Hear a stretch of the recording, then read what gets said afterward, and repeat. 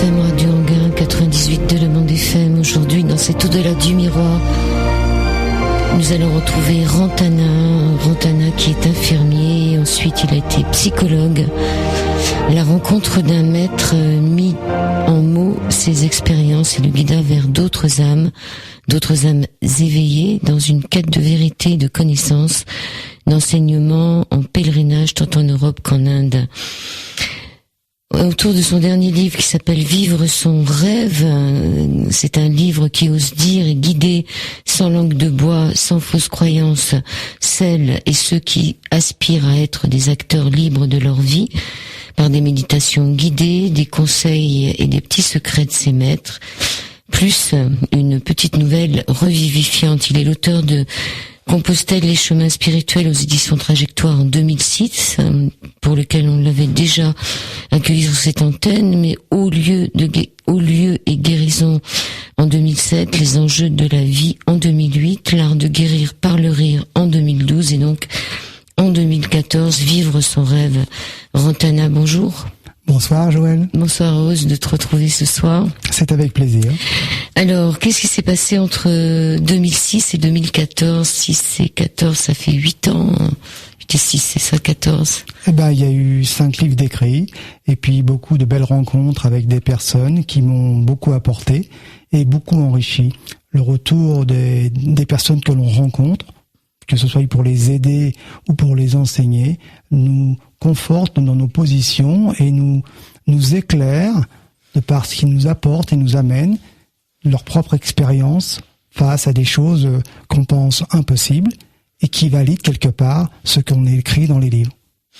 D'accord, donc tu donnes des séminaires, qu'est-ce que tu fais de ta vie exactement en dehors d'écrire des livres? Eh bien, j'anime des stages de randonnée sur Compostelle, toujours, tous les ans. Et puis aussi sur les Menhirs à Locronan, qui est un lieu magique. Et puis il y a des stages. Le premier que je conseille d'ailleurs, il est à la fin du livre. J'ai mis un petit peu ce que faisait l'association Intérieur. Et dans ces stages, le premier qu'on conseille, c'est le triple pardon et l'ouverture du cœur. Ça permet une résurgence et une dissolution des énergies conflictuelles passées et présentes. C'est très souvent la valise et le sac à dos que l'on vide et qui permettent aux gens de mieux respirer ensuite et de peut-être mieux, disons, vivre leur vie. Je propose aussi des retraites et des méditations dans un espace, toujours dans le Limousin, à Perasoula, un espace qui peut accueillir une douzaine, une quinzaine maximum de personnes, où ils peuvent simplement se ressourcer dans la nature, parce qu'on est en pleine nature, et la nature, c'est quelque chose qui apaise et qui permet de se débarrasser aussi de ces tensions, ces conflits, ces émotions. Alors, en ce qui concerne cheminer sur Compostelle, marche de 9 jours, vous partez du Puy-en-Velay, c'est ça? Oui, j'aime bien le Puy-en-Velay, donc c'est toujours du Puy-en-Velay, et là on s'arrête à Conques. Donc avant on le faisait un peu plus long, mais les gens m'ont signalé que c'était beaucoup de fatigue ensuite. Par contre, les 9 premiers jours étaient suffisants et leur permettaient, disons, de se contacter au lieu et surtout de trouver cette énergie, cette lumière, cette énergie qu'on a tous en nous. Et ce retour d'expérience de ces personnes qui vont cheminer avec moi m'ont conforté dans le désir de poursuivre ces randonnées sur Compostelle. Donc après Conches, il faut que les gens repartent de Conches pour aller un peu plus loin l'année d'après, ou ils continuent tout seuls? C'est Conques, et Conques, c'est vrai que c'est quelque chose de magique. S'ils veulent déjà, ils peuvent la même année continuer. Et moi, je leur montre quelque part comment marcher en autonomie, comment aborder les lieux, et puis surtout les mettre en résonance avec eux-mêmes. Le facteur principal, c'est eux, en fin de compte. Mais ces endroits un peu, disons, chargés d'énergie permet d'amplifier leur ressenti ou de faciliter leur mise en contact avec leur vraie nature, qui pour moi est énergie de vie, lumière de vie. Voilà. Et menhir et Troménie, c'est quoi Troménie? Troménie, c'est un mot breton qui signifie faire le tour du patrimoine ou de l'enceinte ecclésiastique. Tromeni, c'est quelque chose qu'on le retrouve en Bretagne. C'est un peu comme le Trobrez, sauf que c'est plus localisé. C'est quoi le Trobrez? Le Trobrez, c'est le tour des évêchés en Bretagne. Ils ont 7 évêchés. Et c'est Gaël de la Brosse qui avait mis en avant ce magnifique parcours. Et donc, la Tromeni, c'est un pardon qui permet de faire le tour de tous les chapelles et croix on va dire, d'un village ou d'un parcours désigné, qu'on appelle Tromeni, qui appartient à une région, et on appelle ça le tour du cheminement ecclésiastique. Donc là, vous dormez sur place, comment ça se passe? Oui, moi déjà je dors chez l'habitant, j'ai beaucoup d'amis maintenant. J'ai un ami paysan, Ronan, qui est adorable, et puis d'autres personnes que j'aime bien, Geneviève, etc. Donc c'est vrai que je suis accueilli à bras ouverts, donc j'y vais tous les ans. Et tous les ans, je retrouve des gens que je connais et d'autres que je ne connais pas et qui sont surpris. C'est leur patrimoine et ils le connaissent pas aussi bien qu'ils le pensent. Et simplement de faire un petit tour sur 12 kilomètres autour d'une montagne, autour de points où il y a on va dire des calvaires et des menhirs, leur permet simplement, disons, par des pratiques que je leur suggère, toutes simples, de rentrer en contact avec leur vraie nature, ce qui, pour moi, est énergie de vie et lumière de vie. Donc, je leur mets rien en tête, aucun mot, rien. Je leur dis, posez-vous là, et puis je les guide, un peu comme dans le livre Vivre son rêve, et ils font leur expérience. Les lieux étant chargés énergétiquement et d'autant plus forts tous les 6 ans, parce que cette Tromeni, théoriquement, on devait la parcourir au départ que tous les 6 ans. On appelle ça la grande Tromeni.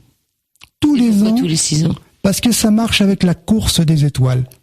La course des étoiles désigne, par projection, le lieu où doit avoir lieu, on va dire, ce rituel. C'est un peu comme en Inde, la Kumbh Mela, qui, elle, bouge de place en place tous les 12 ans, et la cartographie du ciel désigne les endroits. C'est des projections cosmiques qui doivent être en résonance avec des rayonnements telluriques au niveau terrestre. Alors la prochaine grande Tromeni, c'est quelle année? Aïe, aïe, aïe. Je crois que la grande Tromeni, c'était la dernière en 2013. Donc, faut rajouter 6 ans, ça sera à 2019.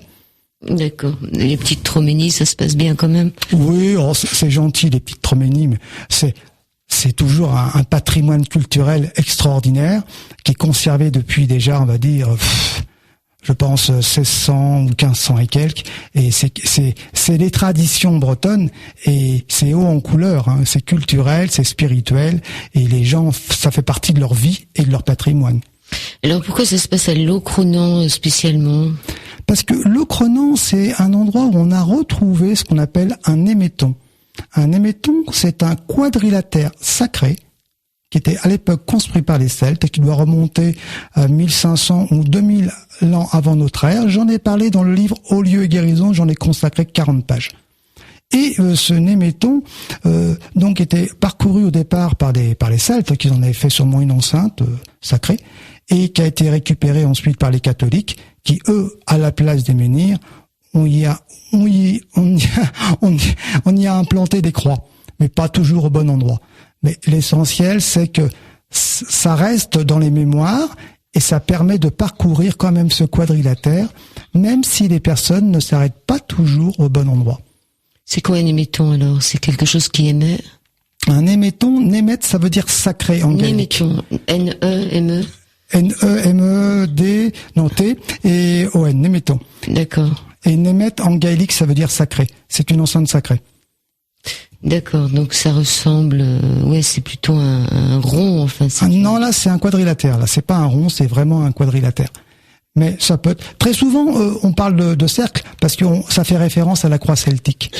Et la croix celtique, c'est quelque chose qui a des proportions particulières.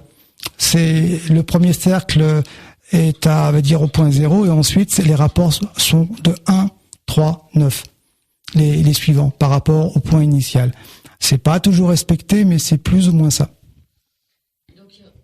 Et donc il y a encore un pèlerinage, on pourrait dire, dans cette commune, hein, Le Cronan et son... Ah oui, absolument, ça continue tous les ans. Ils font la petite Troménie, qui date du 19e, fin 19e siècle, et la grande Troménie tous les 6 ans. Donc ils sortent les drapeaux, on peut dire les fanions. Voilà, drapeaux, bannières, fanions, costumes d'époque, et puis ils récitent des chants en breton, ils récitent des chants en latin ou en français, et ils font le tour du pèlerinage, de l'enceinte ecclésiastique qu'on appelle une Troménie.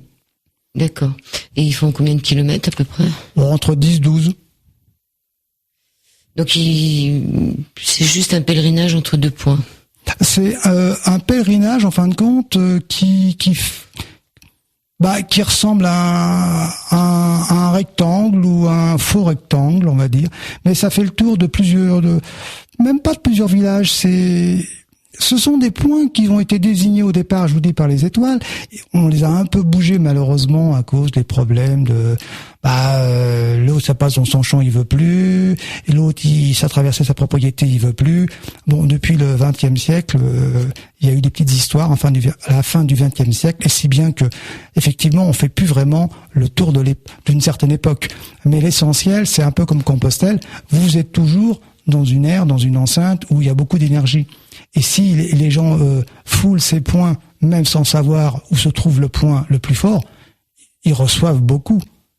Ils reçoivent beaucoup et ils peuvent, s'ils veulent, en plus, comme c'est un pardon, faire leur prière et puis s'excuser, etc. Hein. Bon, ça c'est le côté spirituel qui peut en plus rajouter quelque chose, parce qu'ils sont très pieux, les Bretons.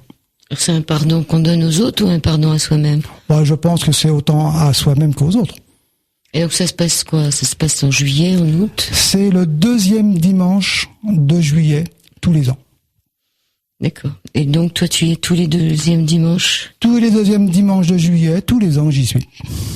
On va revenir sur le livre Vivre son rêve. Avec plaisir. Alors en tout début, il y a un remerciement à Alain. Et il y a cette phrase: un ami m'a dit un jour qu'il ne voyait pas toujours la lumière. Un ami m'a dit un jour que ce n'était pas important de voir la lumière. Si on l'avait vu un jour, cet ami de toujours oublia de me dire qu'il était devenu cette lumière. Oui. C'est-à-dire il est très lumineux. Il est excessivement lumineux. Il a un cœur énorme et il est excessivement lumineux. Alors, un ami m'a dit un jour que ce n'était pas important de voir la lumière si on l'avait vu un jour. Donc tous ceux qui ont fait des NDE, finalement, c'est pas important qu'ils revoient la lumière. Ceux qui ont fait des NDE, j'en parle dans le livre d'ailleurs, ils ont commencé leur retour vers un ailleurs qui se situe dans un autre plan. Et ils sont interrompus dans leur voyage et ramenés ici. Alors, ils voient le début d'une lumière, mais ils n'ont pas eu le loisir de la traverser. C'est simplement, un début de voyage, un faux départ, comme diraient certaines personnes, et ils reviennent dans leur corps. Une fausse route, comme on dit. Ce corps, quelque part, c'est un véhicule. Je dis bien dans ce livre, Vivre son rêve, nous ne sommes pas ce corps. Je l'ai déjà émis dans d'autres ouvrages, notamment Les enjeux de la vie, où je dis effectivement, pour moi, et pour beaucoup de personnes, c'est un véhicule. D'ailleurs, pour preuve, quand on meurt, presque toutes les traditions vous disent, le corps retourne à la terre et l'âme transmigre et va ailleurs. Alors dans le chapitre 1er, la maladie, réalité ou illusion? Oui, je laisse le choix à chaque personne. Je n'impose rien, moi. Je tends des perches et les gens, s'ils veulent, ils peuvent lire et se faire leur propre idée. Et pour illustrer mon propos, j'ai abordé trois traditions que je connais un peu. La médecine tibétaine, la médecine chamanique, la médecine occidentale. J'ai pas fait d'opposition.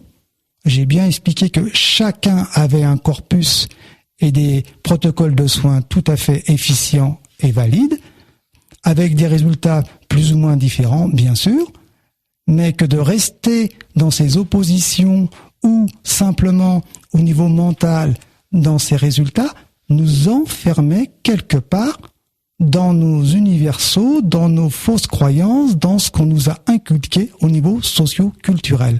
On a un médecin, un soignant, on a un soignant, c'est-à-dire un médecin, une maladie et un patient. Mais si on veut sortir de cette sphère mentale et se dire, est-ce que je vais rester là-dedans pour essayer d'élever le niveau? Est-ce que je peux le faire? Oui, certes. On peut toujours affiner et se retrouver à un niveau encore plus élevé, peut-être plus lumineux, mais je reste toujours dans cette triangulation où maladie, soignant, soigné. Mais tout ça, ça se réfère au corps. Et on vient de dire que le corps n'existe pas vraiment. C'est simplement un véhicule qui a un dysfonctionnement. Nous sommes énergie de vie, lumière de vie. Pour moi et pour beaucoup de personnes. Si effectivement je me réfère à autre chose et que j'essaye de m'élever au-dessus du mental, entre guillemets, ce que j'appelle la sphère mentale et terrestre, je vais me retrouver dans une lumière qui est en moi et qui est aussi à l'extérieur, si je le souhaite. Et à partir de là, je me rends compte que je vais très bien. L'impression d'être malade vient de l'extrême sensibilité, sensorialité de ce corps. Il a une douleur, donc on la prend pour réelle, je le comprends, et à partir de là, on pense qu'on a un problème, qu'on est malade, et on va consulter par pure habitude socio-culturelle. Si je me dis, je me mets dans cette lumière qui est en moi, c'est pour ça que je propose des méditations très simples, je vais aller au-delà de ce que je suis, entre guillemets, et je me rends compte qu'effectivement, la douleur cesse. Alors, si je peux maintenir une seconde le fait que je n'ai plus mal, je peux, grâce à cette lumière et cette puissance, peut-être me débarrasser de ce qu'on appelle une maladie. Je propose des exemples et je mets au départ des témoignages de gens qui ont fait l'expérience. C'est chacun qui doit se faire son idée. On ne peut rien imposer. Mais tant qu'on reste dans la sphère du mental, on trouve le tout et son contraire. Le positif va avec le négatif, le blanc avec le noir. Et donc, diraient les Asiatiques, la meilleure position est la voie du juste milieu, oui, tant qu'on reste dans le mental. Mais si on veut s'élever au-dessus du mental, au-delà de la création, où il n'y a plus de forme, plus de nomination, tout disparaît, plus rien n'existe, et effectivement, quand on revient, on peut faire exactement la même chose, ou simplement revenir avec cette lumière qui, elle, est parfaite, rayonne d'harmonie, d'amour, et on peut remettre ce corps qui était au départ parfait dans le même état. Alors, vous écrivez que nous sommes pris au piège par les croyances de nos ancêtres, validées par nos pères d'aujourd'hui dans leur substrat, même si leur contenu progressiste a fait évoluer les populations. Celles-ci, coupées de leurs origines, n'ont avancé que dans un seul sens, une seule direction. La masse énorme de toutes ces fausses croyances nous oblige à décider et diriger notre vie et donc continuer à alimenter la machine à penser de fausses croyances. Et vous dites aussi, j'ai touché les limites de ce monde le jour où je me suis affranchi de ma forme physique, en un mot, de mon corps. Un autre monde parallèle à celui-ci s'ouvrait à moi, mais le plus libérateur était le constat que celui qui pensait n'était pas cette forme allongée, mais ma conscience naviguant dans un autre espace-temps. Alors, qu'est-ce qui s'est passé? Vous avez fait un voyage astral? Qu'est-ce qui s'est passé? Voyage astral, c'est encore des mots qui essayent de nous limiter. À l'époque, je n'avais aucun maître, aucun enseignant. Je faisais simplement beaucoup de yoga, qui est un outil très puissant. Je faisais beaucoup de yoga chez moi, et un jour, je me suis retrouvé soufflé de mon corps, et au-dessus de mon corps à voler. Alors j'ai trouvé ça extraordinairement plaisant, mais effectivement, je n'arrivais pas à dépasser la hauteur du plafond. Je ne savais pas comment il fallait faire pour faire autre chose. Et petit à petit, en tombant sur des ouvrages, parce que j'ai cherché de comprendre, j'ai réussi, disons, à me retrouver au pied de mon lit et à me promener simplement dans mon appartement. Et à partir de là, je me suis rendu compte que celui qui pensait n'était pas celui qui était dans ce lit, mais celui qui était dehors. Et à partir de là, je n'ai plus eu peur de mourir ou de la mort. C'est une expérience, c'est pas des mots. Et j'étais tout seul et j'avais aucune croyance spirituelle parce que moi, à l'époque, je me pensais, entre guillemets, comment on appelle ça, bon, j'ai oublié le terme, celui qui croit en rien. Parce que j'étais dans les hôpitaux, et dans les hôpitaux, on est en réanimation. Quand ça s'arrête, on dit, il est mort, point, c'est terminé, c'est le néant. Mais là, par ma propre expérience, alors je ne m'y attendais pas du tout, je me suis rendu compte que je pouvais me trouver à l'extérieur de ma forme physique, ce qu'on appelle mon corps, et que je pensais toujours que j'étais toujours vivant. Et quand je suis revenu, je vous dis pas, je me suis mis à écrire sur mon cahier, et c'est excessivement jubilatoire. Agnostique, je crois, ça. Oui, c'est ça, quelque chose de genre là. Allez, on va faire un peu de pause. Merci.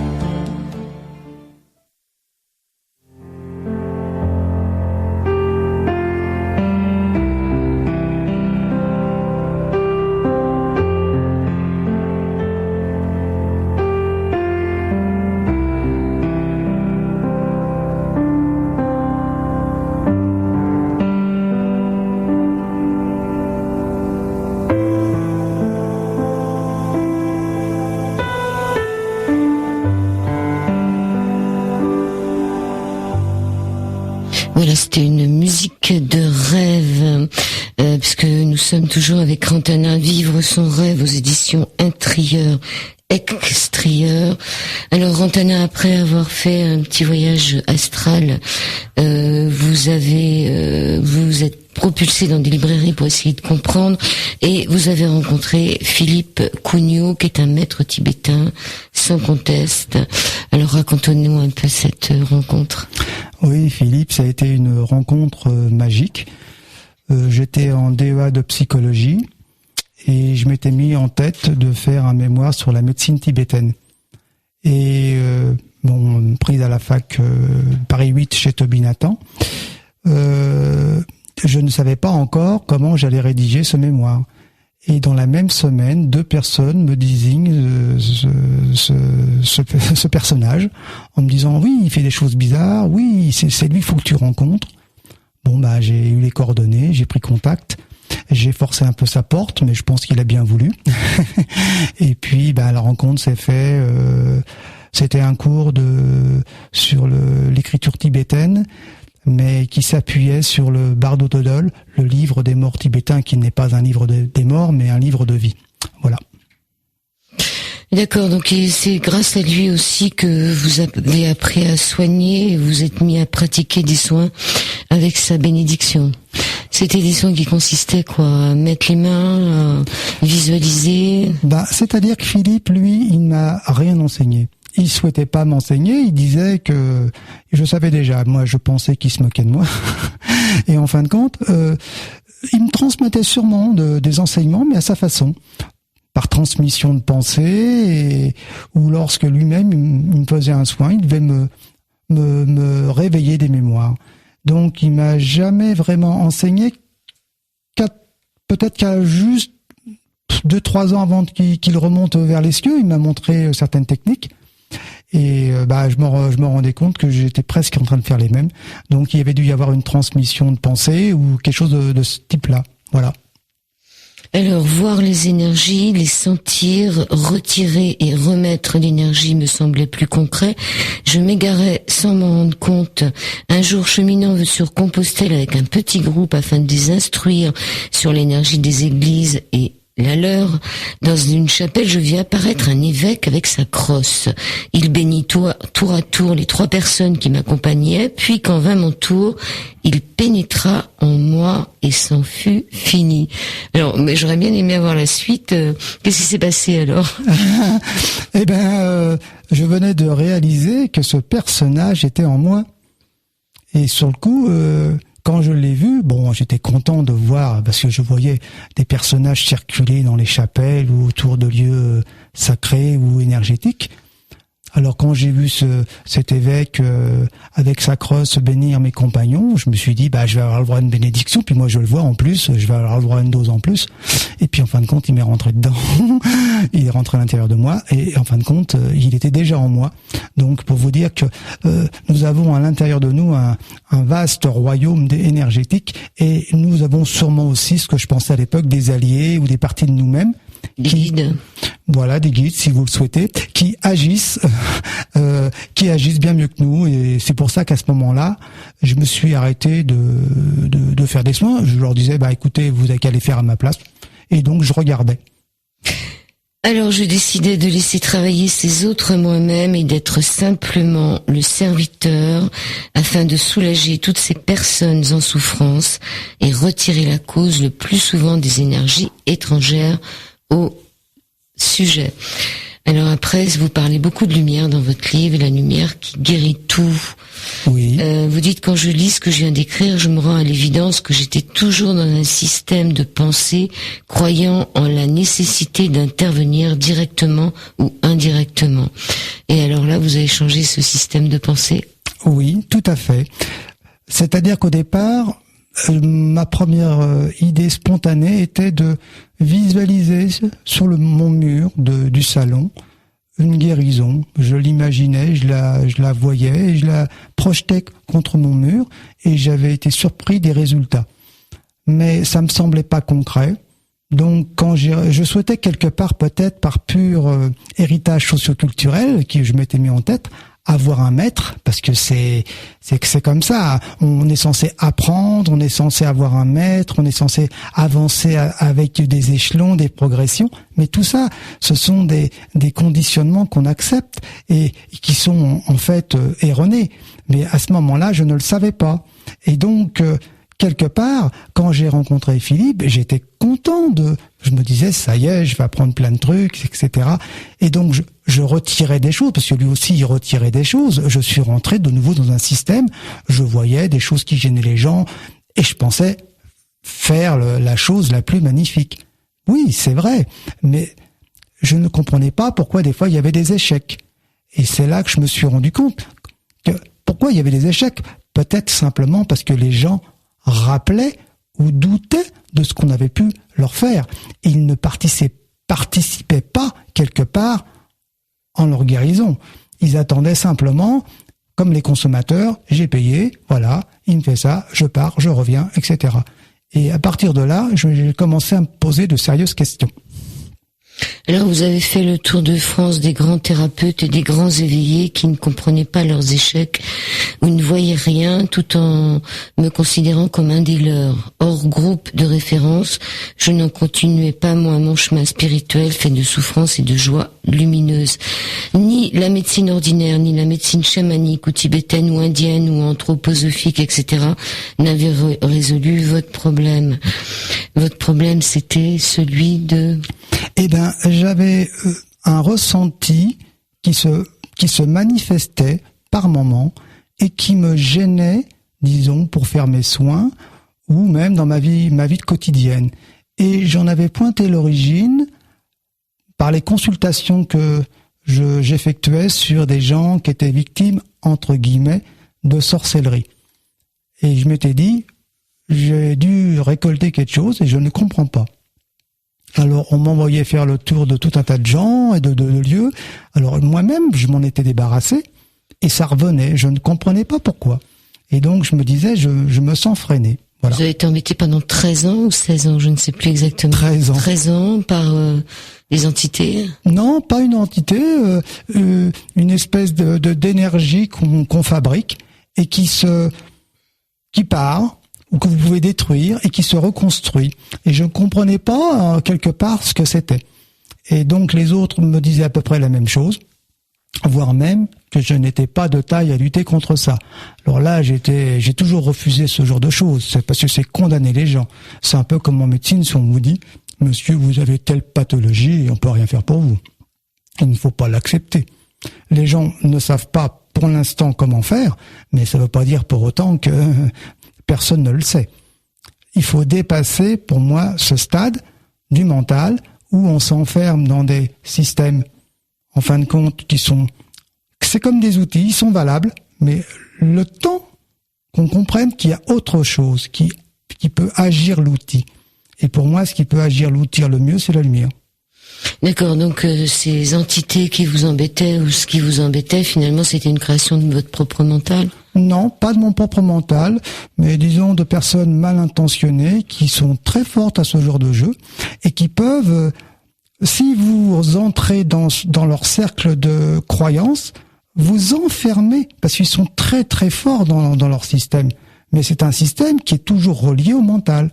Si vous sortez de la sphère du mental ou de la création du mental, vous vous en libérez comme ça en claquant du doigt. Si vous restez dans la sphère du mental et vous vous battez à leur niveau, ils sont beaucoup plus forts que vous des fois et ils peuvent vous égarer et vous vous égarez de par votre ressenti qui valide le fait que c'est toujours là où que ça revient. Et donc à un moment, ils vont jouer sur cet espace qui vous inquiète. Et si ça vous inquiète, vous doutez. Et si vous doutez, vous devenez vulnérable. Alors vous vous en êtes débarrassé à un certain moment avec cette non-pensée, c'est-à-dire voilà. Penser que ça peut pas exister, enfin c'est une non-pensée, mais c'est revenu quand même à un moment, non? Oui, c'est revenu, c'est ce que j'explique, on est tellement conditionné par le mental et nos habitudes socio-culturelles qu'on peut même, sans s'en rendre compte, rappeler des choses inconsciemment. Je l'ai rappelé simplement un matin en voulant valider en fin de compte, le fil guide que le maître tibétain m'avait donné pour, quand les patients venaient me voir. Pour vous en débarrasser? Non, il y avait un petit questionnaire pour savoir si quelque chose était à l'intérieur de la personne. Et là, machinalement, j'ai plongé ma conscience vers mon abdomen et avec le fil guide, et j'ai réactivé quelque chose qui n'existait plus. Qui n'existait plus ou qui était encore là, qui demandait que ça. On fera des émissions sur la sorcellerie. Bon, donc 13 ans de souffrance journalière venaient à jamais de disparaître. Nous ne sommes pas ce corps, je le savais. Il ne m'avait manqué qu'un rien afin de dissoudre l'illusion sensorielle et la pseudo-réalité d'une chose inexistante. Le fait que la constitution même du corps et toutes les créations gravitant autour de lui ou en lui ne sont aussi que des créations humaines. Humaine ou alien signifie perfective, illusoire. Alors, nous rappeler ce que nous sommes réellement et le lien qui nous unit au principe divin permet d'abandonner les fausses croyances humaines et les pensées issues de notre propre pensée créatrice par simple héritage socio-culturel. Voilà, c'est ce que je disais, socio-culturel. Alors, se détacher des croyances, comment se détacher des illusions sensorielles, que ce soit des esprits ou des mots, Eh ben, c'est abordé dans le deuxième chapitre ou le deuxième chapitre, je pense, où je propose aux gens simplement de se poser en eux et je les guide simplement avec des méditations très simples. Et quand il y a des échecs, j'essaie avec eux, dans une rubrique qui s'appelle Astuces et conseils, de leur montrer que très souvent, ils sont en prise avec des conflits familiaux ou de travail, et que leur tête n'arrête pas de tourner et n'arrive pas à faire le silence. Il faut pouvoir se poser en soi en silence et laisser l'énergie de vie nous contacter. On a tous une énergie de vie en nous. Et quand on fait ce genre de choses, simplement, on est surpris.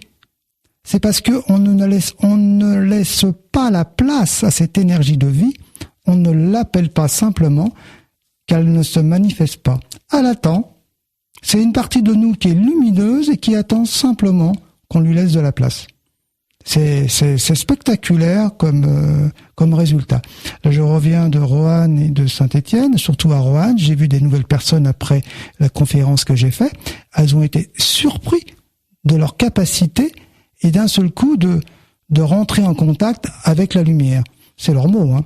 Il y a une dame qui m'a dit « Je vois des rayons de lumière qui sortent de ma poitrine. » Je lui dis « C'est votre expérience, vous voyez, je vous ai rien dit. » Donc, c'est très surprenant de voir le résultat que peut donner cette mise en contact avec l'énergie de vie que l'on est, ou la lumière de vie que l'on est. Ça dépend des mots qu'on va employer. Mais les mots sont toujours réducteurs. Mieux vaut une expérience qu'un long discours.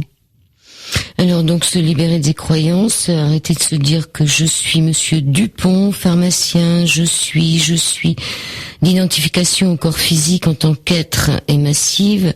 Sans cesse, on vous le rappelle, on vous demande de vous identifier, votre nom, votre pseudo, votre identifiant, votre qualité, votre situation, etc.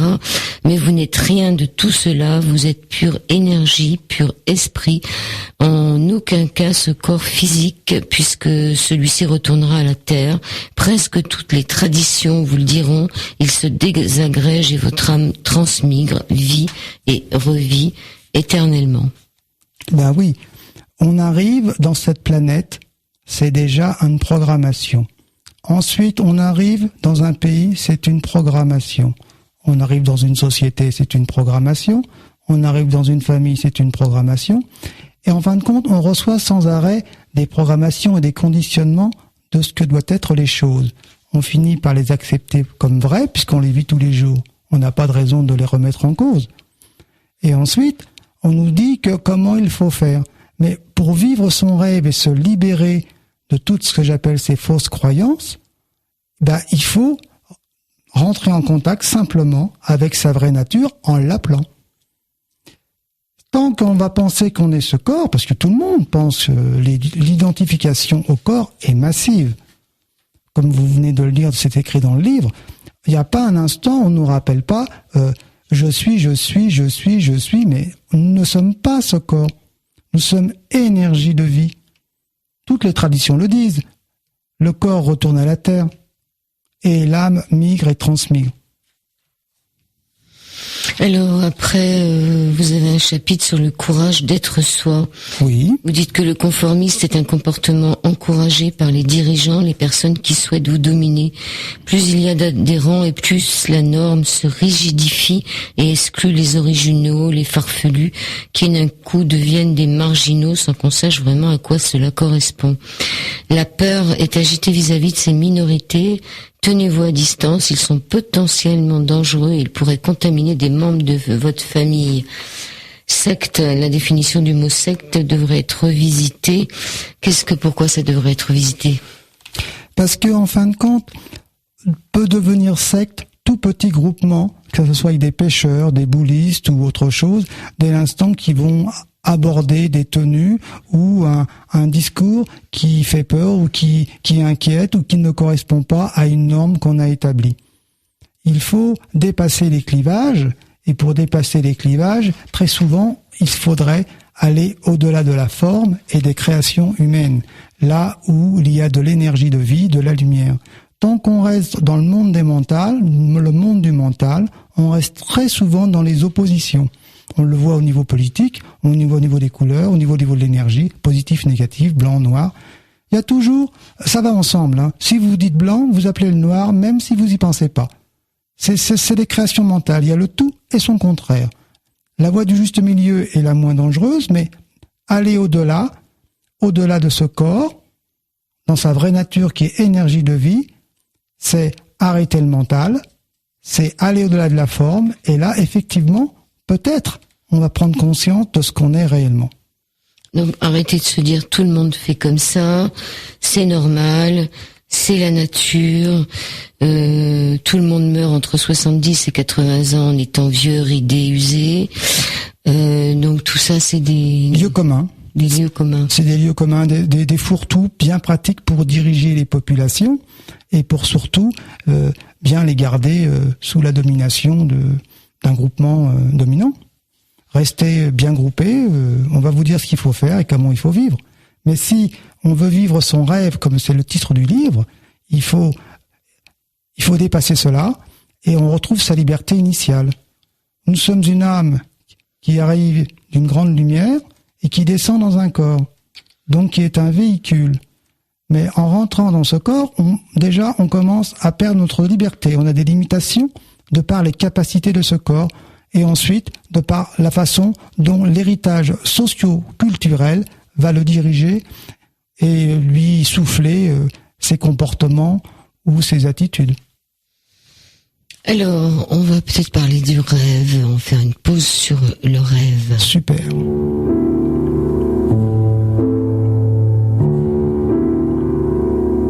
Je fais souvent ce rêve, étrange et pénétrant, d'une femme inconnue, et que j'aime, qui m'aime, et qui n'est chaque fois ni tout à fait la même, ni tout à fait une autre, et m'aime, et me comprend, et me comprend, et me comprend, et me comprend, et me comprend.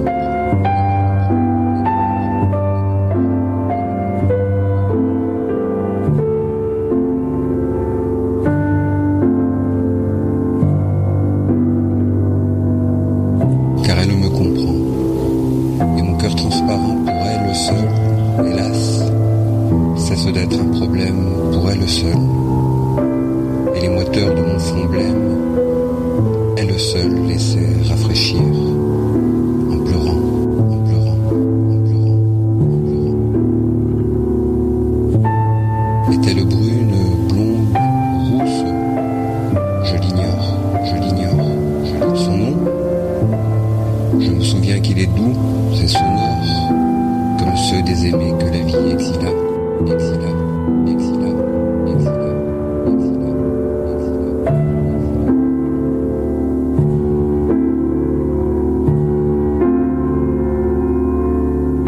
Son regard est pareil au regard des statues. Et pour sa voix, lointaine, et calme, et grave. Elle a l'inflexion des voix chères qui se sont tues.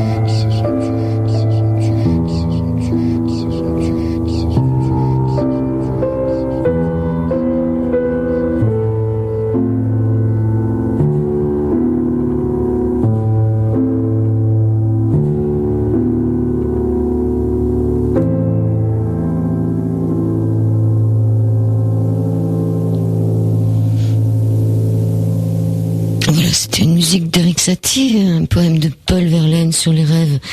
Rantana, vous écrivez à la page 115, il faut apprendre à rêver, se réveiller dans son rêve en posant une intention énergétique forte. Quand vous saurez rêver, vous aurez la possibilité de sortir du rêve de la planète et des autres rêves. C'est ça que je voudrais que vous définissiez. Ah, mais ça c'est très intéressant. C'est déjà le 4e chapitre, la petite histoire où Lux, le personnage qui est babysitter, enseigne des enfants. Et les enfants ont toujours une parole juste et vraie, et ils ne mâchent pas leurs mots, ils y vont directement. Et Lux leur répond de la même façon, directement. Si vous voulez effectivement devenir libre, c'est effectivement pouvoir déjà maîtriser sa vie terrestre, mais aussi peut-être comprendre ce que c'est que la vie terrestre et peut-être les autres plans de conscience. Et pour cela, effectivement, vous pouvez, on est dans un rêve là, mais on ne le sait pas. On peut se réveiller de ce rêve, mais quand vous dormez, vous allez me dire, on rêve aussi. Oui, c'est un rêve aussi. Mais si dans ce rêve-là, vous vous réveillez consciemment et pouvez agir ce rêve, vous pouvez avoir accès à autre chose. Et si vous pouvez rêver et, imaginer des choses, vous allez effectivement les concrétiser. C'est pas des mots, c'est des expériences qu'il faut faire. Le contact avec votre lumière permet d'arrêter les fausses croyances. C'est pas le mental ou une croyance à une théorie. C'est le contact avec ce que vous êtes réellement, énergie de vie et lumière, qui va arrêter les fausses croyances et penser que ce n'est pas possible. Tout est possible. Le rêve, quand on est en train de dormir la nuit, si on se réveille dans son rêve, c'est une partie de nous-mêmes qui se réveille.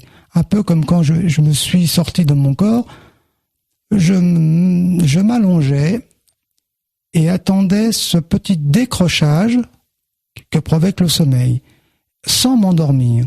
Et à ce moment-là, je savais que j'étais libéré de mon corps et que je pouvais me promener. Mais je pouvais encore aller plus loin. Je me suis rendu compte que je pouvais aller dans d'autres dimensions. Je me suis rendu compte aussi que je pouvais faire presque tout disparaître, mais qu'il restait toujours la lumière. Vivre son rêve, c'est pouvoir effectivement surfer dans les dimensions parallèles, entre guillemets, les créations qui ont été créées. C'est ça, vivre son rêve, c'est prendre conscience de ce que l'on est au moment où on le vit. C'est prendre conscience de ce que l'on est au moment où on le vit et de pouvoir l'agir. Si vous ne pouvez pas agir consciemment votre rêve et que vous le subissez, vous n'êtes pas encore éveillé. Alors c'est toujours plus facile lorsque l'on sait, hein, donc déjà c'est un de vos chapitres. C'est un de mes chapitres, oui. Donc toujours il faut avoir une détermination à repousser ces fausses croyances, aussi difficile que cela puisse vous paraître. Ceci est la clé de la porte qu'on a créée et refermée sur vous. Poussez fort et demandez à ce qu'elle s'ouvre et elle va s'ouvrir.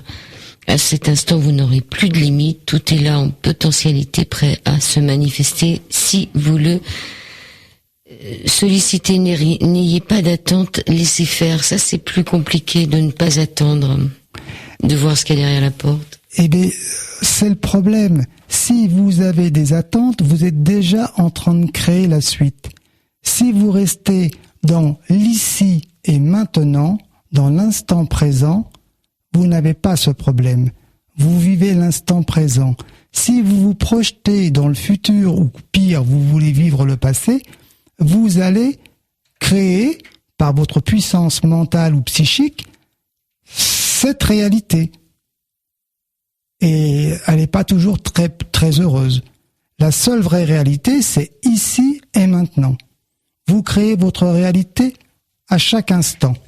C'est pour ça que les mots que vous employez doivent être au présent et surtout positifs. Si vous commencez à employer des mots qui sont, on va dire, négatifs et qui donnent de la distance ou qui projettent dans le futur, vous retardez, en fin de compte, la rencontre avec vous-même. Il faut vivre à l'instant présent. Il ne faut pas avoir d'attente. L'attente, c'est déjà créer quelque chose, c'est présupposer quelque chose, non. Et vous bloquez, en fin de compte, quelque chose de très simple. N'attendez rien, laissez faire.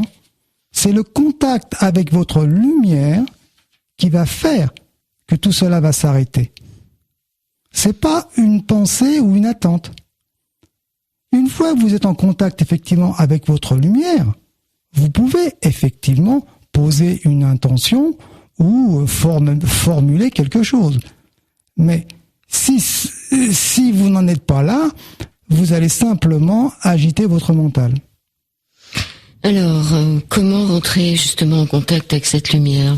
Eh bien, c'est ce qu'on propose simplement dans le livre, au chapitre 2 ou au chapitre 3, je ne me souviens pas bien.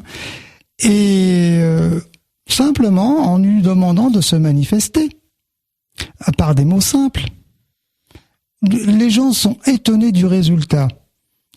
Moi, je propose une technique simple, mais il y a d'autres écoles qui proposent aussi d'autres outils. Ce sont des outils au départ. Je propose une technique simple, mais quand les gens savent le faire, il n'y a pas besoin ni de mots, ni de posture, ni de quoi que ce soit.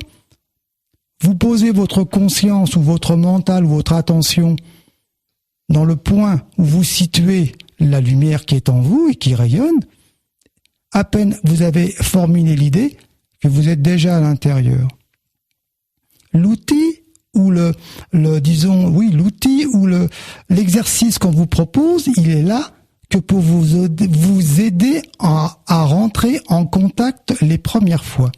Mais une fois que vous maîtrisez ce contact, l'outil ou l'exercice n'a plus lieu d'être. Il n'était là que pour la mise en contact. C'est la lumière ensuite qui va vous guider et va vous montrer le chemin. Alors, il y a une pratique merveilleuse dans votre livre qui est très facile, qui ne nécessite aucun support ou objet extérieur, aucun outil. Elle est d'une simplicité déconcertante et d'un effet. Il y a 3 petits points. Elle m'a été soufflée par plus haut que moi. Je n'y suis pour rien, mais je remercie, vous la transmets avec bonheur.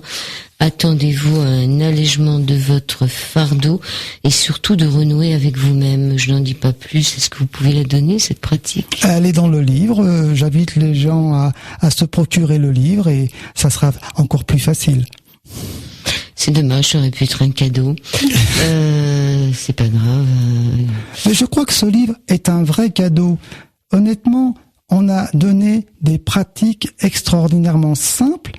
On a donné des conseils et des astuces. Ça, vous pouvez attendre 10 ans dans une école, quelle qu'elle soit, avant qu'on vous donne ce qui a été écrit dans ce livre. Alors, quelles sont les difficultés pour lâcher le mental? Blablabla, tourner manège, le disque mental rabâche des mêmes sornettes. Tellement stupide que vous vous demandez d'où cela peut bien sortir.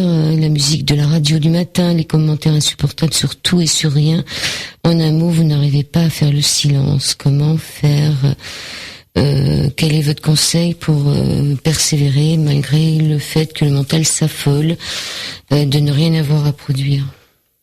Ah bah oui, la méditation, c'est ce que je prône, la méditation guidée au départ pour aider des gens à rentrer en contact avec ce qu'ils sont réellement, c'est-à-dire les énergies de vie ou lumière de vie, et une fois qu'ils sont entrés en contact avec cette énergie de vie, cette lumière de vie, c'est elle qui fait le travail. C'est le mental, il s'arrête tout seul. Le mental, Tant que vous restez dans la sphère du mental, le mental, il va vous égarer. Dès l'instant que vous rentrez en contact avec votre lumière, c'est votre lumière qui fait le travail. C'est elle qui va arrêter le mental et les créations du mental. C'est pas un souhait ou un désir fort d'adhérer à quelque chose. Non, c'est le contact. Vous êtes énergie de vie, vous avez cette capacité naturelle de faire tout un tas de choses. Elles sont simplement ignoré. Dès l'instant que vous rentrez en contact, vous êtes surpris. Moi, j'ai une jeune femme qui me dit « Mais c'est magique !» Il y a des mots que j'ai réutilisés, parce que c'est vrai que le retour des gens que je côtoie, qui viennent me voir, est extrêmement positif. C'est pour ça qu'au début du livre, j'ai mis 4 témoignages. J'ai demandé, par Internet, aux personnes qui souhaitaient me faire un témoignage. Et j'ai pris les 4 premiers, parce que j'allais pas faire un livre que de témoignages, c'est évident. Et j'ai pris les 4 premiers. Et ils sont très éloquents, c'est des personnes différentes en plus, avec des parcours de vie différents. Et voilà, c'est leur mot. Et effectivement, ils témoignent de la facilité ou de ce qui se passe quand on vient travailler avec moi et rentrer en contact avec sa lumière. Mais moi, je leur dis, il n'y a pas de différence entre eux et moi-même. À peine l'épaisseur d'une feuille de cigarette. Ils ont les mêmes capacités, simplement, au départ, ils les ignorent. Nous sommes tous issus, quelque part, de cette énergie de vie, de cette lumière divine universelle. Nous l'avons tous en nous. Nous sommes tous en contact, simplement, on pense qu'on est séparés et qu'on n'a pas cette lumière ou qu'on n'en a pas la capacité. Si on redresse ce côté mental en le passant par le filtre du cœur de lumière ou l'énergie de vie, suivant les mots que vous voulez employer, tout ça va disparaître et les gens vont se rendre compte que ce qui semblait insurmontable est pas si insurmontable que ça et que c'est très facile lorsque l'on sait. Encore faut-il savoir. C'est pour ça qu'on a écrit ce livre.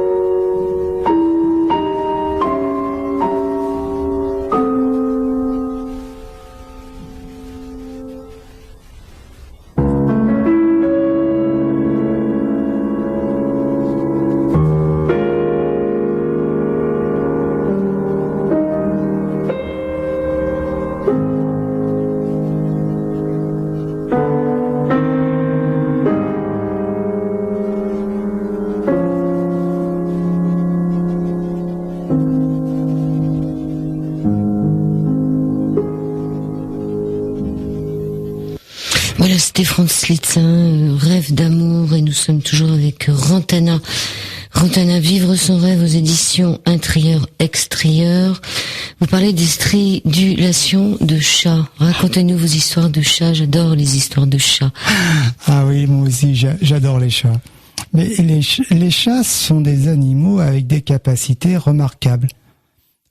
Tout à l'heure, on parlait du corps et sa sensorialité extrêmement, égarante quelque part, qui nous fait croire qu'on est ce corps. Mais quelque part, les plages de notre corps et ses capacités sont des fois différentes par rapport à celles des animaux et peut-être aussi moins performantes. Je me réfère au chat. Le chat, par exemple, voit et capte des choses que nous ne voyons pas. Mais le chat, en plus, il a des vertus assez incroyables. Moi, lorsque j'effectuais des soins et qu'ils avaient l'air un peu difficiles, je voyais toujours un de mes chats débarquer et se mettre sur mes genoux. Comme s'il souhaitait me mettre un rempart. Les chats ont cette capacité d'attraper les énergies dites négatives, entre guillemets, et puis ensuite, quand ils se mettent ensuite à dormir, à rêver, ils vont s'en débarrasser ailleurs et ils reviennent tout propres. Donc les chats, ce sont des animaux bien sympathiques pour quand on pratique. Mais les stridulations de chats, le mot stridulation, c'est souvent pour les oiseaux, mais là, je dois dire que le chat, enfin les miens, quand on se parle bien sûr avec des mots, mais très souvent je leur envoie ou des images mentales ou je fais des miaou comme eux. Et il y a eu une nuit en hiver où effectivement j'avais enfermé une petite chatte et il y avait son copain qui était dehors, qui l'appelait, et elle s'est mise à miauler avec des accents incroyables, des stridulations. Et ces stridulations ont provoqué en moi une éjection de quelque chose qui me gênait. Et j'ai trouvé ça extraordinaire. La stridulation d'un chat. Alors le son est créateur, le verbe est créateur, d'accord, mais c'est vrai qu'ils ont une capacité assez exceptionnelle que j'ai découverte. Ils arrivent à guérir aussi, ils sont des grands guérisseurs, les chats. Voilà. Alors, donc j'ai bien aimé votre histoire de chat. Alors, comment pouvoir se connecter avec la lumière ? Simplement, j'ai mis de nombreuses pratiques. Il suffit simplement de demander à la lumière de rentrer en contact avec soi, de se poser au calme. Bien sûr, je donne des conseils et des astuces pour effectivement favoriser et disons par un nouveau conditionnement le contact. C'est-à-dire, je donne des outils pour faciliter ce contact. Le contact en lui, il est très simple. C'est simplement ensuite se créer une atmosphère qui va favoriser, disons, plus facilement l'installation de ce contact. Et plus on va le faire, disons, à heure fixe, dans une pièce particulière, dans des conditions particulières, et plus, à chaque fois qu'on va s'y installer dans cet espace qu'on s'est approprié spécifiquement pour ça, à peine qu'on sera installé, que la lumière ou le contact sera là. Ce sont des outils, des facilitateurs que je propose pour rentrer plus facilement en contact avec sa lumière, surtout lorsque on a le mental un peu agité par son travail ou une question qui est relative à quelque chose de personnel. Voilà.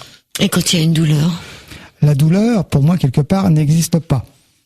C'est pareil, c'est une référence au corps. Si vous rentrez en contact avec votre lumière, et que vous y envoyez de la lumière ou que vous vous immergez dans votre lumière, vous pouvez effectivement, au retour, voir que cette douleur a disparu. J'ai des amis en Bretagne qui ont vécu un Compostelle avec moi douloureuse, je pense à Geneviève, qui peut-être écoute, et qui a traîné sa misère pendant des jours et des jours. Et puis elle a été voir des thérapeutes, énergéticiens, des médecins, bref, elle a fait tout le tour et sa douleur était toujours là au genou. On s'est revus 3 semaines après en Bretagne, sur le lieu de Locronan, et lors d'une méditation, elle était à ma droite. Au retour de cette méditation, on a travaillé avec la lumière, on s'est immergé dans la lumière. Elle est revenue, elle m'a regardé avec un grand sourire, elle m'a dit « J'ai compris, la douleur n'existe pas » et la douleur de son genou avait complètement disparu. Et c'est parvenu. C'est parvenu. Et donc c'est un travail à faire avec la lumière. Avec la lumière. Avec le souffle aussi peut-être. Le souffle peut aider effectivement, sans trop en abuser. Le souffle peut permettre de situer ou de localiser peut-être l'endroit où rayonne la lumière en vous, ou simplement amener la lumière là où vous avez une douleur ou une souffrance. Et à partir de là, effectivement, le souffle va canaliser et amener cette énergie de vie, cette lumière de vie à l'endroit où vous en avez besoin et faire son office. Je vais quand même la dire, la phrase magique, je me laisse contacter par l'énergie de vie qui est en moi.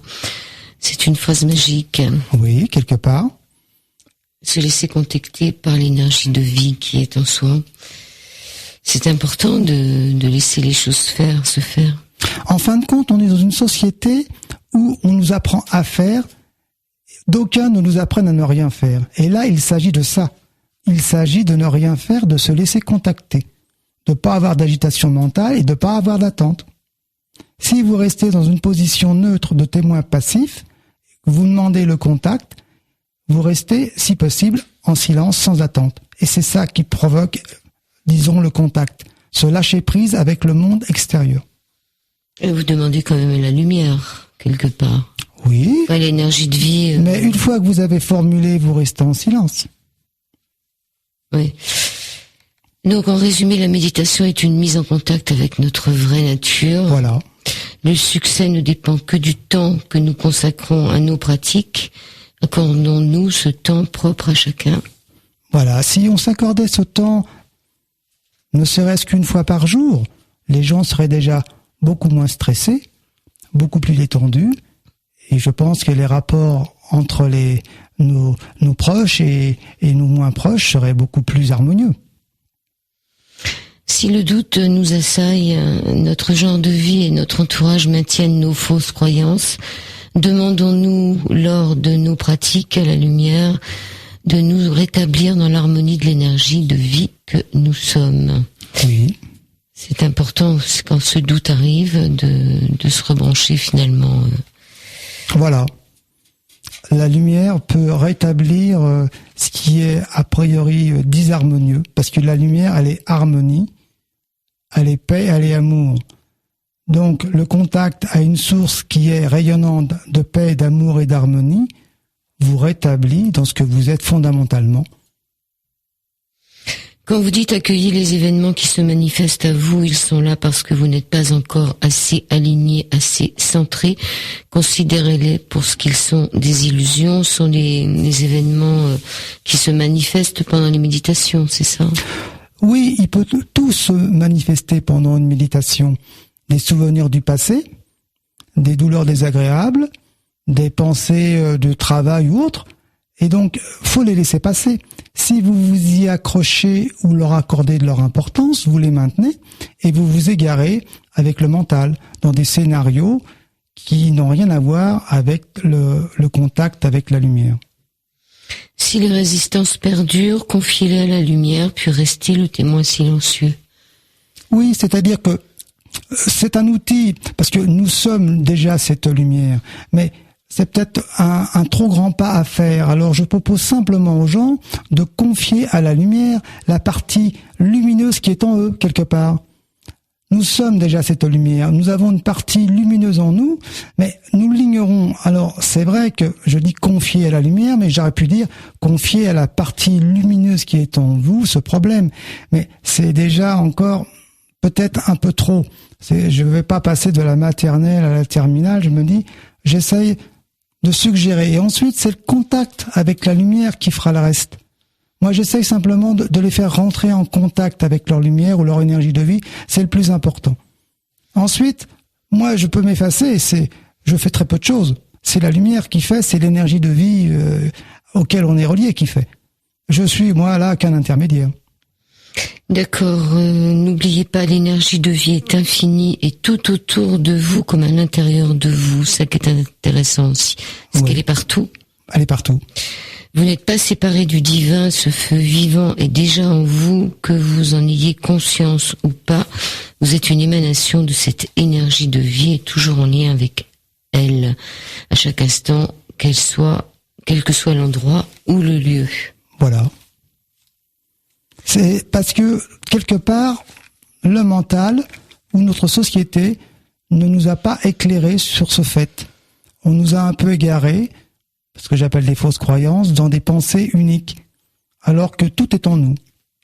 Il suffit de rentrer en contact et on va découvrir et avoir la surprise de se rendre compte que ça a l'air très facile.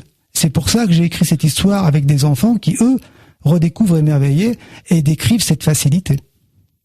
Cette facilité de se soigner aussi. Absolument.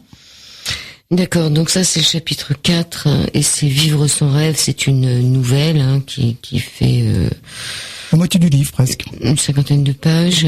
Ouais. Si malgré tous ces conseils et initiations à distance, un infime rien bloque, ou si à l'inverse c'est la lutte perpétuelle avec vos fausses croyances, vous invitez ceux qui ont lu ce livre à s'inscrire à des stages que vous animez afin de dépasser cela et poser des bases d'une pratique sereine. Donc ça, on les a vus tout à l'heure, les stages, c'est les stages du pardon, ouverture du cœur, 3 pardons. À Perrasoula, oui, chez moi, dans le Limousin. Ou alors simplement venir marcher sur Compostelle ou marcher sur Rondeau-Menhir à Locronan. C'est des temps qui permettent de se poser en soi et de rentrer en contact avec ce que l'on est vraiment. C'est une fois que le contact a été établi, que la personne sent un petit peu comment il faut faire, elle travaille chez elle, a fait ses pratiques, et c'est le temps qu'elle va consacrer à ses pratiques qui fera la différence. D'accord.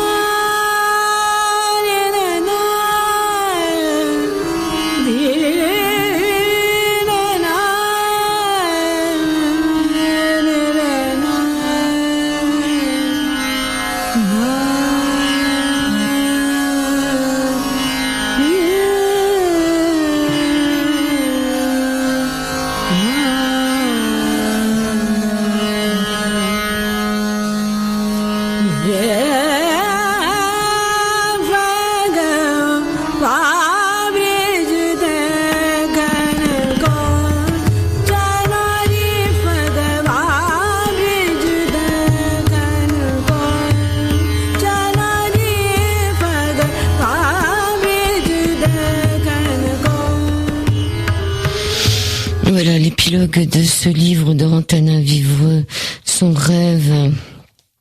La vie est un rêve à inventer chaque jour. Il faut vivre son rêve, pas celui des autres. Oui. N'attendez rien pour recevoir, et si cela vous est donné, remerciez. L'attente est le lit des illusions, puis de la désillusion. Que ce livre qui m'a été inspiré puisse vous aider comme il m'a aidé. Il n'y a pas d'autre prétention. Lisez, relisez et expérimentez. Sa raison m'a permis d'exprimer une grande tristesse qui s'était insinuée en moi, un attachement à une illusion que j'avais laissé grandir et rayonner. Je m'étais oubliée dans une autre, dans les autres, oubliée dans l'action d'un projet, oubliée à moi-même et à ce que je suis. C'était quoi cet oubli? C'était quoi cette tristesse, Rantanin? Eh bien, je me suis un peu fourvoyé de mon chemin, on va dire. Moi qui étais très très attaché à énormément pratiquer et à communier avec la lumière. Et j'ai été aspiré en fin de compte par un projet de restauration dans le Limousin, le lieu qui est fini, que quelque part je faisais pour le maître tibétain qui est remonté en 2010. Et puis je m'occupais beaucoup des autres et en fin de compte, je m'occupais plus vraiment de mon chemin spirituel. Un profond rappel, une rupture brutale, l'envol violent d'une illusion plus grande que jamais laissa un vide immense, une béance derrière elle, nommée absence de rêve. Il y avait un moment où vous rêviez plus? Vous rêviez le rêve des autres? C'est ça. En fin de compte, j'ai accepté le rêve des autres, le rêve du maître, le rêve d'une compagne, le rêve de personnes qui m'entouraient. Et quelque part, la lumière m'a remis sur le chemin en me disant « Mais t'as pas fini peut-être de ton rêve ou tu ne le maîtrises pas complètement ». Crise profonde, retour vers le centre, abandon du corps, désir de lumière éternelle, une chose de rien m'en empêchait, le plein accès, m'égarant et me rejetant au point de départ, à trop déléguer aux autres ce que j'aurais pu faire moi-même, si seulement il y avait ce si. S'il n'y avait pas eu cette chose de rien, je n'aurais pas laissé filer une partie de ma vie comme ça. La raison de ce clash était ma libération et par là même la vôtre. Mais il y en a qui se plaignent de trop déléguer aux autres, et il y en a qui se plaignent de ne rien déléguer aux autres. Ça revient au même. Oui, enfin ça c'est les mots du mental, mais c'est vrai que je me suis égaré. C'est vrai, et j'aurais pu effectivement finir mon parcours depuis les Indes, et j'ai trouvé que c'était trop facile peut-être, et j'ai pas voulu finir. Donc vous avez un moment où vous étiez plus branché, c'est ça, plus de méditation? Si, je faisais de la méditation, mais je faisais pas les méditations que j'ai reprises ensuite, qui étaient excessivement lumineuses et avec énormément de contacts. Je faisais le minimum, on va dire. Bon, voilà. Je ne souhaitais pas finir, ça me semblait tellement évident et facile que dès les Indes, quand on m'avait proposé à Arunachala de faire le Dipam pour finir, bon, je dis non, je me suis dit, j'avais déjà tellement vécu d'expérience, je me suis dit, si j'ai fini, qu'est-ce que je vais faire après? Et donc, je suis parti après ça en France, et j'ai toujours eu des contacts avec Philippe Cugnot, le maître tibétain, et quelque part, ces réponses m'ont égaré un peu plus, on va dire, et je me suis mis dans un projet sans trop savoir pourquoi, et voilà, je continuais par habitude ce que je faisais un petit peu avant, en me demandant ce que je devais faire de tout ce que je savais. Voilà. Donc vous avez eu l'impression de vivre le rêve de quelqu'un d'autre? Quelque part, oui. Mais ça peut être important aussi de faire vivre le rêve des autres. Oui, quelque part, là, je fais vivre le rêve des autres, de Philippe, en continuant à en parler et en expliquant qu'on n'est pas tout à fait ce qu'on est. Il avait une façon de le faire qui était déroutante, c'est surtout ça. On s'attend toujours à des leçons académiques, des transmissions de maître à élève de façon académique, alors que lui, c'était pas du tout ça. C'était par le wang, c'était par la plaisanterie, le détournement de notre attention sur ce qu'on pensait important pour nous transmettre à sa façon, au bon moment, ce qu'il pensait être essentiel. Et je pense que ce qu'il a mis en moi a continué à travailler, et ça continue toujours à mûrir et à éclore au fur et à mesure, même si je pense que maintenant je suis rayonnant de lumière. Alors vous dites, des lames de fond surgissant de nulle part m'avaient balayé, roulé, écumant de violence, me séparant de ma moitié. Le même océan matriciel, dans une vague portante, me renvoyait sur mes pieds. Ma nymphe accrochée à mon bras, une vague sortie de la lumière de mon cœur, le retour d'une vénusienne. Est-ce un rêve compensatoire? Est-ce la réalité? La réponse est dans le cœur de chacun. Vous en êtes où maintenant, Rantana, là, en ce moment? J'en suis... En octobre 2014. Je me pose plus la question. En fin de compte, je me dis, la lumière fait mieux que moi, je la laisse agir à travers moi, et je me pose plus la question. À une époque, je me suis, disons, par mon propre pouvoir, parce qu'on m'avait inculqué, parce que j'avais appris, je pouvais effectivement effectuer et faire des choses que je peux toujours faire. J'ai appris énormément d'outils, de techniques, mais quelque part, la lumière faisait toujours mieux que moi. On me l'a suggéré, on me l'a dit, Alain entre autres. Et j'ai vérifié, et effectivement, je me suis rendu compte, lors de cette crise, que la lumière était toujours là et faisait mieux que moi. À partir de là, je me suis dit, bon, je vais laisser la lumière faire, c'est bien plus simple, et ma vie est bien plus calme et bien plus agréable. Donc comment peut-on vivre son rêve si on laisse faire les choses à sa place ? C'est la lumière, nous sommes issus de cette lumière universelle qui est amour, harmonie et paix. Il ne peut qu'en résulter que de l'amour, de l'harmonie et de la paix dans votre vie de tous les jours. D'accord, mais bon, le rêve, est-ce qu'on peut rêver d'autre chose que de la lumière ? Parce qu'elle fait tout mieux que nous. Oui, ça c'est sûr que la lumière fait tout mieux que nous. Mais quand on est dans cette vie d'incarnation terrestre, on peut avoir des rêves de vie terrestre. Ce qui a agité notre quotidien du jour, enfin, ce qui nous a agité la journée, le travail, les amis, la famille, je ne sais quoi. On peut rêver de rêves comme ça mélangés.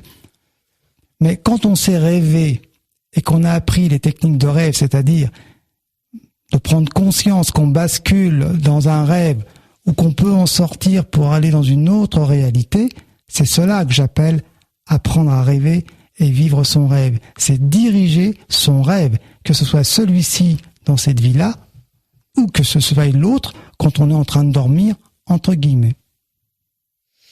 D'accord, donc un rêve éveillé. Rêve éveillé, voilà. C'est autre chose le rêve éveillé, mais le rêve est des fois là aussi pour nous indiquer des choses qu'on n'a pas vraiment compris. Donc il est un peu un messager quelquefois. Mais c'est écrit dans le livre, le début du chapitre 4, sur vivre son rêve.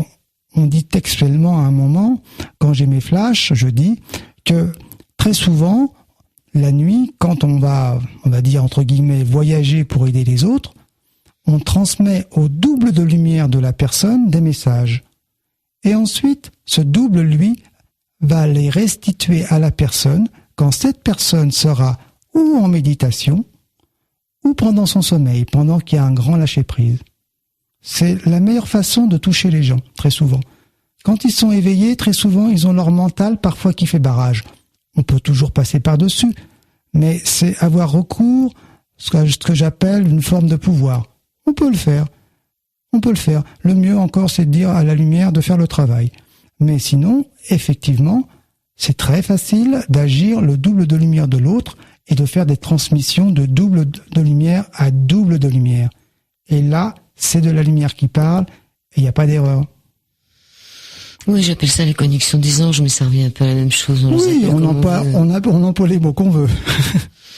Nous faire prendre quelque chose qui est un peu supérieur à soi, c'est-à-dire ça nous donne un peu d'humilité. Oui, c'est supérieur à nous, mais en même temps c'est en nous. Donc il n'y a pas de séparation. On s'imagine que tous ces gens ou ce double de lumière, c'est quelque chose qui est loin de nous. C'est pas loin de nous. C'est une partie de nous-mêmes. On est en connexion.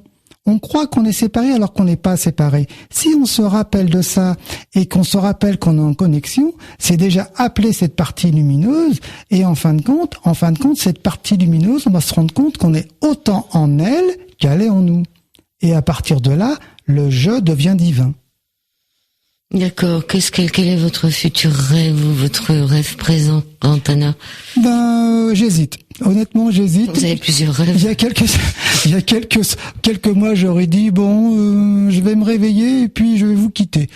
Là, j'ai été bien entouré par des gens très sympathiques et c'est vrai que tous ces débutants ont fait des progrès énormes que je me dis sont déjà à mon niveau, c'est ce que je leur dis.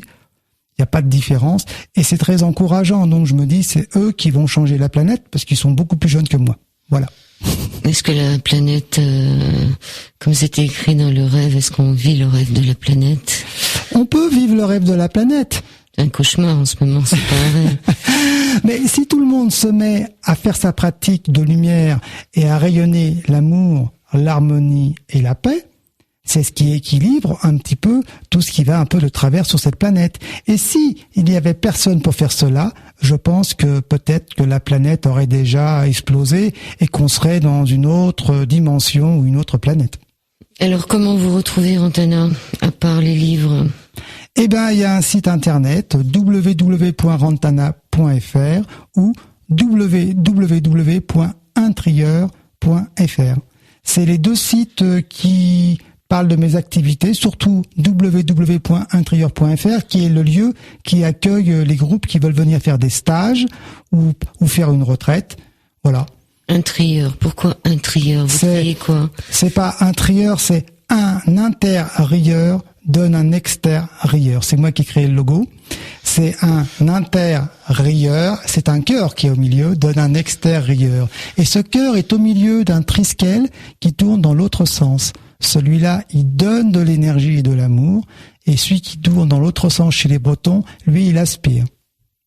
Ah, alors c'est pas bien d'aller chez les Bretons, ils vous aspirent tout votre amour. On n'ira pas jusqu'à là, mais il y a les deux dans les traditions tibétaines. C'est pour ça qu'ils ont des chaperons, les Bretons. Mais bon, vous allez quand même en Bretagne, hein, puisque vous faites des stages, oui, mois de juillet, toujours, mois de juillet, deuxième dimanche de juillet, j'y suis pendant au moins une semaine. Au moins une semaine. Et puis là, maintenant, on va monter des groupes de méditation en Bretagne, un à Quimper, et je vais animer aussi dans la région de Quimper un stage Ouverture du Cœur 3, au mois de décembre, chez quelqu'un qui souhaite, qui a déjà, disons, un lieu. Donc voilà. Et j'ai d'autres conférences en cours, hein, Le Mans, samedi 11, et puis ensuite la Bretagne, et puis ensuite Paris, ensuite la Bretagne. Bon, Paris, vous irez où? À Paris, là, je vais amener ma mère voir Ama. C'est bien qu'on en parle. Kerala, parce que ma mère, elle adore Ama. Donc n'oubliez pas qu'Ama, c'est la semaine prochaine. C'est le 19, 20, 21. Ça commence un dimanche. Avec un Darsham dans la nuit du 21 au 22. Voilà. N'oubliez pas, c'est là, à côté de chez nous. Faites bien d'en avoir parlé, parce que... J'ai été en Inde, et puis je me souviens qu'au départ, ma mère en avait un peu peur de Ama. Elle se disait, il va m'aspirer mon fils. Et puis maintenant, elle adore Ama. Et je l'emmène tous les ans. Voilà, c'est son cadeau d'anniversaire. Bon, c'est gratuit, vous pouvez y aller.